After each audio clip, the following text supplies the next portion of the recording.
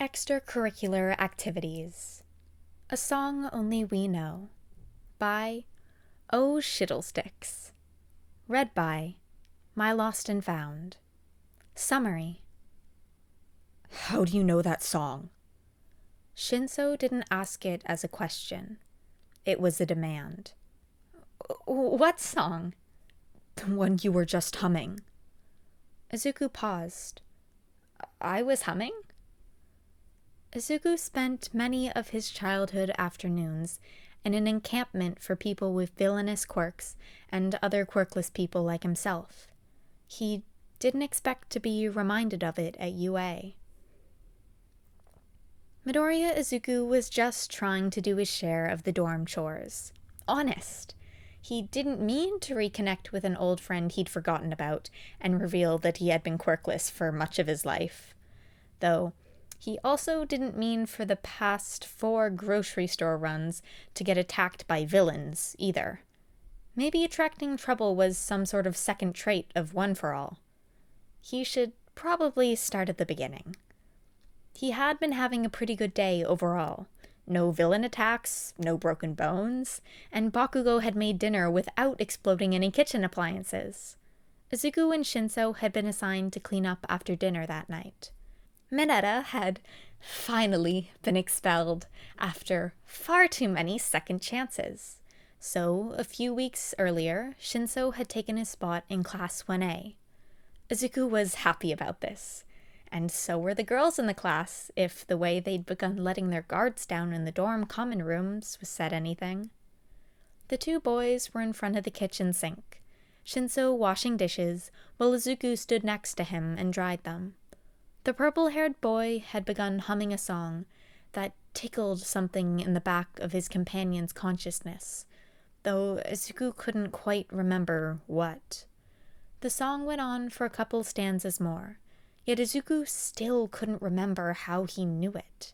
He hadn't even realized he was humming along until the other boy dropped a plate in the sink with a clatter. How do you know that song?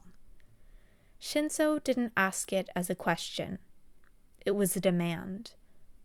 What song? The one you were just humming. Izuku paused. I was humming?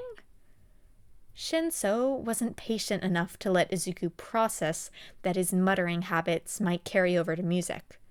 The song from the lady with the siren voice quirk at the quirk shelter just southeast of the red light district.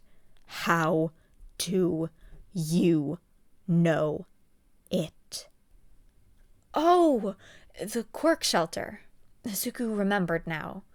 Remembered spending hours after school in the encampment that was once a dump when his mom was working late shifts, because the people there wouldn't hurt him for being quirkless.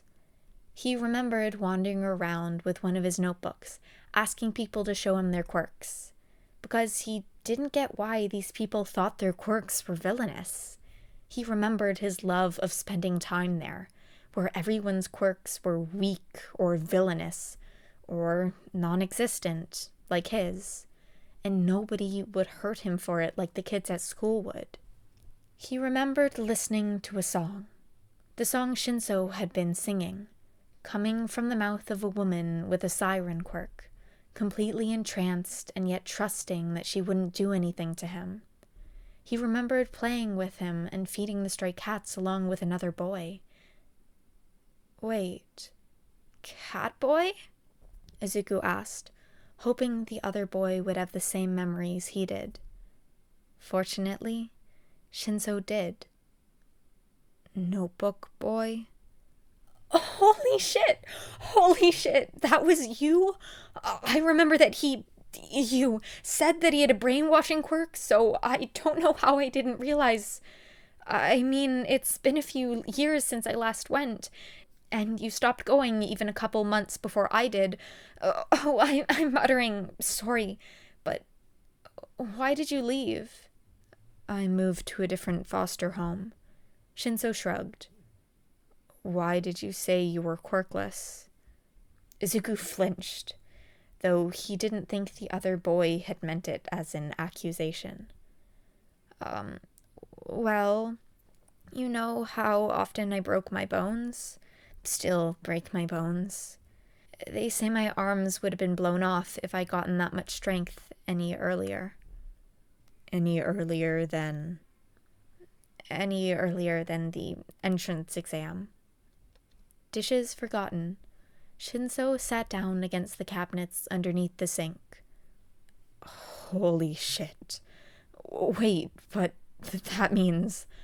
At the sports festival, I said all those things. I'm sorry. Hey, Izuku comforted, sliding down next to his friend. There's no way you could have known. I still think this is all a dream sometimes. Okay, said Shinso. Yeah, this is a lot to process. How about I make us both some coffee and we sit on the couch and pretend nothing exists for a while? That sounds pretty good right about now. And if the boys fell asleep sitting next to each other on the sofa, Shinso's phone opened to a photo of the stray he'd taken from the quirk shelter. Well, only the two of them would ever know, right? Wrong. The rest of Class 1A definitely knew. After all, Shinso can't brainwash a class group chat into forgetting the photos that had been sent in it. Oh my gosh. Okay. I am so exciting. I'm so excited to be podficking these. Like, I love this series. Like, first of all, I love all the interesting little, like, detail-y things about Izuku being quirkless that people add into things like the red shoe quirk theory, quirkless theory, that like don't happen in like canon. Like, excuse me, Izuku should have a lot more spice in there. But I love this series. I love it so much. And when I remembered that it existed while I was like looking over a similar fic to maybe podfic, I was just like, oh my gosh, I hope no one has podfic this, yes, because I really want to podfic it. And I'm 99% sure people haven't. I like went through my normal check method. So I'm excited. I'm very excited if you can't tell. Yes, I'm excited. I hope you enjoyed, because I definitely did.